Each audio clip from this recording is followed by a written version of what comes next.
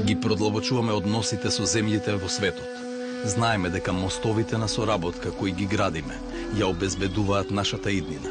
Создаваме услови за слобода на движењето на нашите граѓани, за да бидеме во можност да разменуваме искуства со нашите пријатели ширум светот. Придонесуваме за промовирањето на мирот и демократијата на секаде низ светот. Македонија е земја која обезбедува сигурност и стабилност. Нашите војници во меѓународните мисии се нашата гордост и нашата чест. Бев навистина импресиониран од брзината и квалитетот со кој што се одвиваат реформските процеси и со кој што се усвојуваат реформите од страна на владата на господинот Груевски, но и од страна на парламентот, секако со поддршка на сите во земјата, со цел да се квалификувате за визна либерализација. Визна либерализација.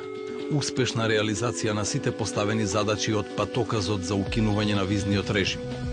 Добитната комбинација и за Европската Унија и за нашиот регион ќе биде во моментот кога целиот регион ќе биде дел од тој безвизен режим. Усогласување со законодавството на Европската Унија. Целосна операционализација на националниот виза центар. Секој апликант од странство може да добие македонска виза за 15 минути. Од денешните дискусии во комисијата, исто така би сакал да истакнам дека сега можеме да препорачаме отворање на преговори за членство со поранешната Југословенска република Македонија. Земјата оствари уверлив напредок и суштински се осврна на клучните реформски приоритети, кои што во нивниот жаргон се нарекуваат 8+1 одредница. Комисијата смета дека земјата во задоволителна мерка ги задоволува политичките критериуми од Копенхаген и дека овие елементи и овозможија на комисијата да препорача отворање на преговори за членство. Овој извештај за нас ќе биде патоказ за идните чекори и реформи кои ќе ги превземеме. Исто така ние знаеме и важноста на предизвикот да се промовираат добрососедските односи и регионалната соработка. Уште еднаш ќе повторам, ова е историски ден за Македонија и за нејзините граѓани и ние можеме денеска да бидеме горди на постигнатото. Покренување правна постапка пред Меѓународниот суд на правдата во Хаг против Република Грција. Отворање на амбасади во Њу Делхи и Тел Авив, како и генерален конзулат во Њујорк. Подпишана стратегија за унапредување и зајакнување на билатералните односи со Република Турција. Израел ги укина визите за граѓаните на Република Македонија. Индија ќе го користи уставното име на Република Македонија.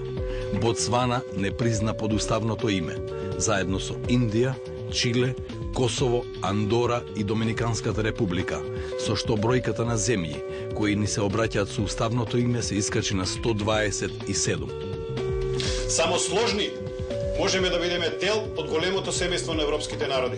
Започната примената на спогодбата за укинување на визниот режим помеѓу Република Македонија и Република Албанија, возобновување на воената академија и нејзино активирање од учебната 2009-2010 година. Изградба на нови содржини на воениот полигон Криволак и план за негово прераснување во регионален тренинг центар. Учество во мировните мисии во Авганистан со зголемен број на воен персонал. Вработени 349 нови професионални војници. Нова стандардизирана и автентична униформа за македонската армија. Подготовка на нов закон за служба во Арама и реформи за нова структура на армијата. Македонија доби позитивна ПАРП проценка од НАТО. Рамковниот договор ги постави темелите на мултиетничка Македонија. Затоа ние продолжуваме со имплементација за подобра иднина. Пред една година не ветивме чуда. Ветивме остварување на нашата програма чекор по чекор. Она кое го ветивме, го исполнуваме. Македонија чекори понатаму. Влада на Република Македонија.